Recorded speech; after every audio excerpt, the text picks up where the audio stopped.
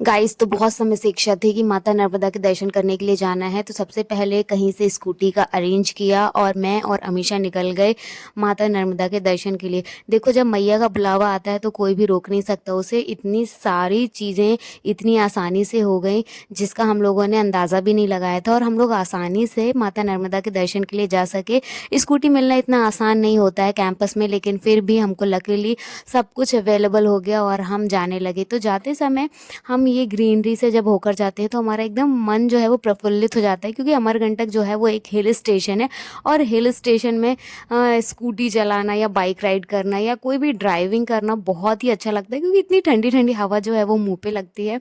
और फिर बहुत अच्छे से यहाँ का आसपास का वातावरण भी इतना क्लीन है, इतना कोजी है और इतना प्यारा है। तो यहाँ ये पूरा एरिया जो है वो बहुत अच्छा है, पूरा नेचर से घिरा हुआ है। यहाँ कभी भी बारिश हो सकती है और थोड़ी देर बाद इतनी अच्छी धूप खिल जाती है। तो सभी कुछ ओवरऑल बहुत अच्छा है अमरकंटक में। तो बस यही ग्रीनरी, यही नज़ारे को एक्सप्लोर करते हुए हम पहुँचे अमरेश्वर महादेव मंदिर में। देखिए, हम महादेव मंदिर में आ चुके हैं। यहाँ पर 12 ज्योतिर्लिंग की स्थापना है। देखिए आप यहाँ से, अभी आपको जो सामने शिवलिंग दिख रहे हैं इनका वजन है 51 टन। तो मतलब 51 टन के शिव जी हैं। यहाँ पर शिवलिंग बना हुआ है और सबसे अच्छी व्यवस्था ये है कि आप सीढ़ियों से ऊपर जाकर शिवलिंग का जलाभिषेक कर सकते हैं, उन्हें जल चढ़ा सकते हैं, उन्हें फूल बेलपत्र भिन्न भिन्न प्रकार की चीज़ें अर्पण कर सकते हैं। अभी मैं ले रही हूँ वीडियो, अमीषा ऊपर गई हुई है ये सीढ़ियों से और वो यहाँ पर पूजन अर्चन कर रही हैं और मैं बाकी सारा शूट कर रही थी। और उसके बाद यहाँ पर मैं भी गई, मैंने भी शूट, मतलब मैंने भी जल चढ़ाया। अभी ये देखिए, आप देख सकते हो ये जो लोटा है वो रस्सी से बंधा हुआ है, ऊपर शेषनाग भगवान है और यहाँ पर नीचे जलाभिषेक की पूरी व्यवस्था की गई है। तो ये रिकॉर्ड कर ही रही थी मैं कि पंडित जी आ गए और वो मुझे और भी ज़्यादा मंदिर के बारे में बताने लगे कि इसे कोटि तीर्थ स्थान भी कहा जाता है। तो फिर मैंने पंडित जी से रिक्वेस्ट की कि आप ही हमारे यूट्यूब चैनल पर दर्शकों को कुछ बताइए जिससे उन्हें जानकारी मिल सके। तो ये सुनिए आप। है और ये महाराज जी महेंद्रन जी पुनः स्थापना करे हैं। ये कोटि तीर्थ स्थान है। इस प्रकार की जैसे पीपर के जड़ों में जल डालते हैं तो पत्तों पत्तों में होते, ऐसे अमरेश्वर महादेव के ऊपर जल चढ़ाने से ये कोटि तीर्थ स्थान तृप्त होते हैं। अच्छा। भजन भजन पूजन दान दक्षिणा जो भी करते हैं। और ये 51 टन वजन है, 11 फुट लंबाई है। ये 12 ज्योतिर्लिंग है, ऊपर भी 9 देवी हैं, गणेश जी, हनुमान है, विशाल बन रहा है। कोटि तीर्थ जो भी मनोकामना विचार के जाते हैं पूरा होता है। तो गाइस, अभी आपने सुना पंडित जी को और पंडित जी ने बहुत ही, हाँ पंडित जी अपना परिचय भी देंगे। रतन लाल पांडे हम पुजारी हैं। अच्छा, पंडित जी का नाम रतन लाल पांडे है और ये इन्होंने जानकारी दी है कि 51 टन का जो है शिवलिंग है और यहाँ पे 12 ज्योतिर्लिंग की भी स्थापना है। तो आप ज़रूर आइए, कोटि तीर्थ स्थान है। और महादेव मंदिर में मैं सेवा करता हूँ बाबा की। और आप? ज्ञानेंद्र कुमार तिवारी, रहने वाला कटनी का हूँ। अमरेश्वर महादेव की सेवा में लगा हूँ 2 साल से। ये यहाँ के पंडित जी हैं जो अपनी सेवाएं प्रदान कर रहे हैं और हम पंडित जी से और जानेंगे और उन्होंने मुझे ये पर्ची दी है, इस पर सब कुछ सारी जानकारी है। तो मैं आपको अपने YouTube चैनल में बताऊंगी सब कुछ। और अमीषा यहाँ पर खड़ी हुई है जाने के लिए। तो यहाँ से ये पैम्पलेट लेकर जिस पे अमरेश्वर महादेव मंदिर की सारी जानकारी लिखी हुई है और साथ ही जलेश्वर और जो यहाँ पर एक फेमस मंदिर है उसकी भी जानकारी लिखी हुई है जो कि अन्नपूर्णा माता मंदिर है। तो उसके बाद हम लोग यहाँ पर नंदी महाराज के दर्शन के लिए गए और अपनी अपनी जो विशेष थे हम लोगों की, मेरी और अमीषा की, हम दोनों ने नंदी महाराज के कान में बोली ताकि कुछ जल्दी से हमारी नौकरी वगैरह लग जाए, हम लोग सेटल हो जाएँ। बस यही छोटी छोटी विशेष होती हैं हम लोगों की, और क्या ही मांगेंगे भगवान से, भगवान ने सब कुछ दिया है। तो बस ये सब विश करके हम लोग निकले। इसके बाद हम लोग पहुँचे, अभी आप देखिए यहाँ पर अमीषा जो है वो नंदी के कान में कुछ बोल रही थी। उसके बाद हम लोग बहुत अच्छे से, हम लोग को बहुत लेट भी हो रहा था तो ऊपर बहुत ज़्यादा जा नहीं पाए। बस ऐसे ही जल्दी से आपको दिखाना था कि ऊपर जो है वहाँ पे भी ज्योतिर्लिंग की स्थापना है और सामने, ये जस्ट सामने यहाँ पर आपको दिखेंगे गणेश भगवान की मूर्ति स्थापित की गई है। तो ये ऊपर का एरिया भी बहुत अच्छा है और पीछे बहुत अच्छे पेड़ वगैरह लगे हुए हैं, वहाँ आपको बहुत अच्छा ग्रीनरी देखने के लिए मिलता है। अभी ये जलेश्वर महादेव का मंदिर है।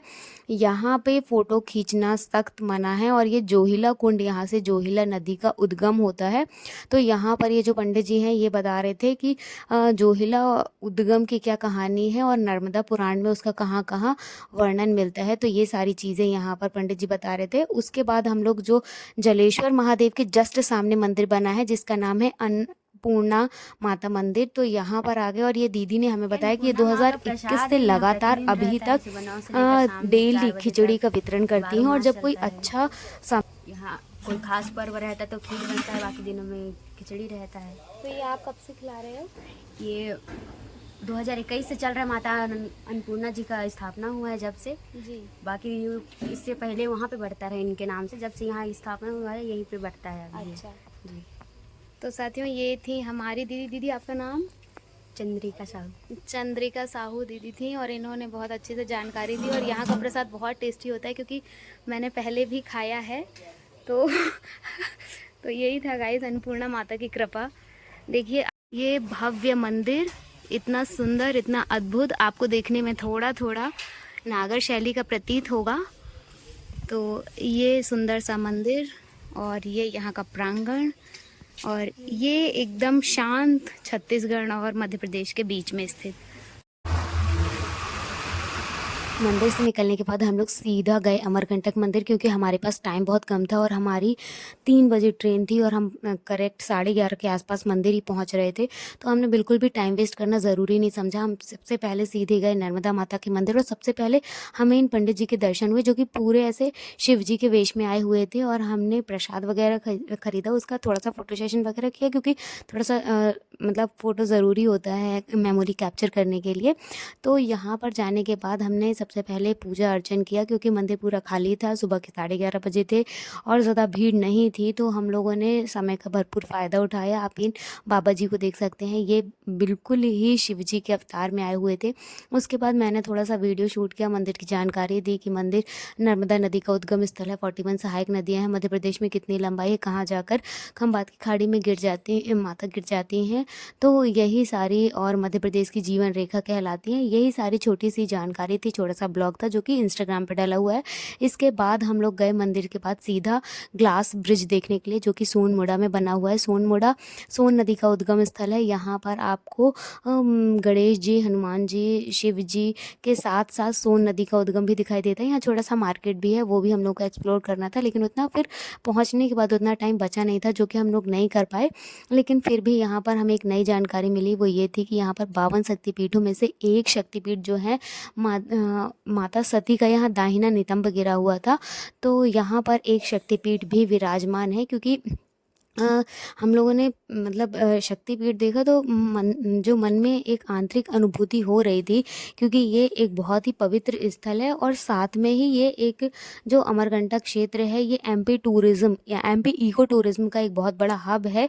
तो यहाँ पर ग्लास ब्रिज भी बनाया गया है, वो भी हम लोग को देखना था, बट हम लोग को इतना लेट हो रहा था कि हम लोग कुछ भी एक्सप्लोर नहीं कर पाए। मंदिर बने हुए हैं, जल्दी से जल्दी रिटर्न होना था। हर तरीके तो यही छोटा सा मार्केट था विराजमान है, चाहे वो शिव जी हो, चाहे वो राम दरबार हो, या शॉपिंग कर सकते हैं। और यही वो उद्गम स्थल है, यहाँ पर देख सकते हो। ये जो है वो शनि भगवान का मंदिर है जो जस्ट जानकारी थी और यहाँ पर मैं अमीशा को इंट्रोडक्शन के साथ हम करवा रही थी वीडियो में। उसके बाद हम लौटे सामान उठाए से और फिर हमने अपना सामान उठाया, हम ड्रेस चेंज करी, घर आए और सीधे हम लोग घर के लिए हमारा ब्लॉग था। मिलते हैं नेक्स्ट ब्लॉग में, बाय बाय।